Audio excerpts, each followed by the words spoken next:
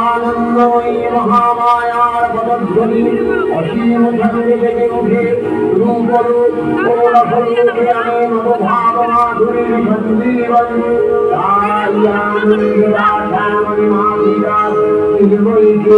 মৃদুময়ীকে আবাহন